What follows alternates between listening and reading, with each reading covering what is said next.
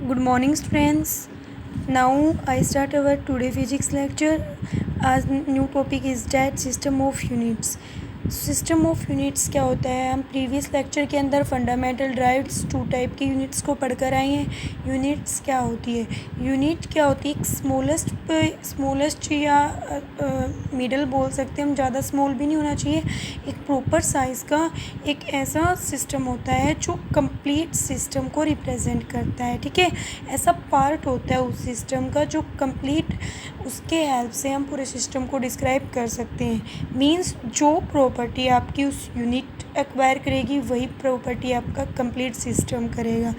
ठीक है, ये आपकी खासियत होती है यूनिट के अंदर। इस वजह से हमें यूनिट की रिक्वायरमेंट पड़ती है कि पूरा सिस्टम को स्टडी करने की बजाय हम एक छोटी से पार्ट को स्टडी कर लें, और उससे क्योंकि जो प्रॉपर्टी वो शो करेगा, चाहे केमिकल हो चाहे फिजिकल हो, वही प्रॉपर्टी आपके सिस्टम ने शो करनी है। आगे आप करोगे, आगे आप कहते हैं सॉलिड स्टेट फिजिक्स होती है, उसके अंदर सारा काम हमारा यूनिट के ऊपर ही होता है। ठीक है, तो यूनिट इस वजह से आपके लिए इम्पोर्टेंट है। एक complete set of units both fundamental and derived for all kind of physical quantities is called system of units.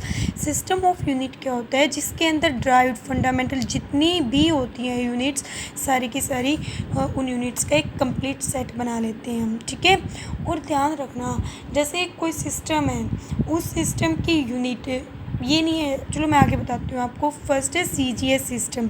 CGS system क्या होता है? इस सिस्टम को हम गॉसियन सिस्टम ऑफ यूनिट कहते हैं। देखो CGS, सी से आपका क्या बन रहा है? सेंटीमीटर।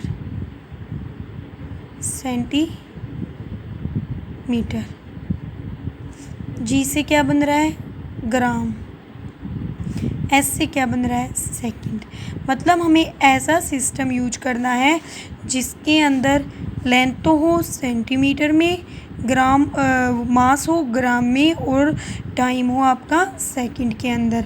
ओके, इसको हम बोलेंगे, इस टाइप के सिस्टम को बोलेंगे CGS। उसके बाद है आपका MKS system. This system is also called Giorgi system. अब देखो MKS, M means metre, K means kilogram, और S मीन्स सेकंड।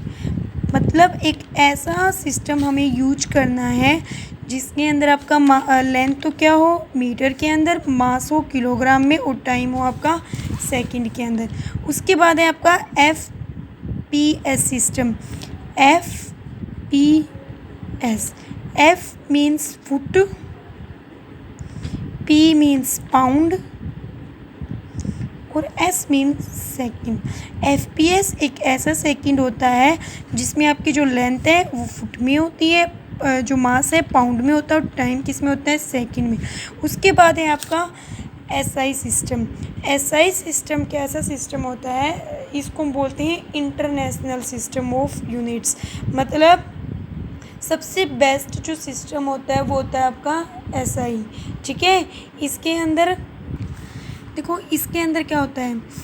जो हमारे 7 क्वांटिटीज़ के ऊपर बेस्ड होता है ये, जैसे कि आपका मास है, ओके, मास किलोग्राम में होगा, करंट एम्पियर में होगा। मतलब जो अब तक हम यूनिट करके आ रहे हैं ना, वो सारी की सारी आपकी SI सिस्टम के अंदर इंक्लूड होता है। ठीक है, अब उसके बाद देखो, मैं यहाँ बोल रही थी आपको, जैसे देखो आप वर्क कर रहे हो, मान लो आपका मास लेट कर दिया मैंने, मास है आपका ग्राम के अंदर, ठीक है, और लेंथ है आपकी मीटर के अंदर, और आप सीधा कोई मतलब आप ये कर रहे हो, चलो मैं बता, आप ये निकाल रहे हो, आप force into is equal to mass into acceleration.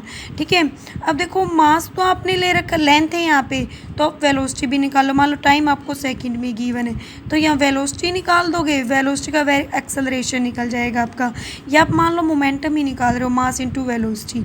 अब देखो मास तो आपका ग्राम में है, बट लेंथ मीटर में ले रखी हो, टाइम सेकेंड में है, तो ये आपका इम्प्रॉपर सिस्टम सिस्टम हो गया, मतलब 2 सिस्टम को आप एक बार में स्टडी कर रहे हो, जो कि बिल्कुल रॉन्ग है। एक टाइम में आप एक ही सिस्टम को चूज करो, या तो CGS को करो या MKS को करो।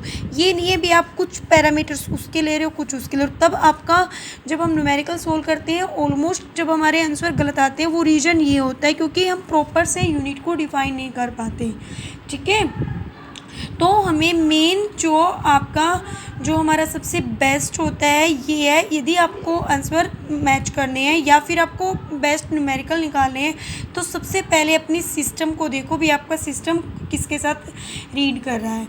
ओके, ठीक है।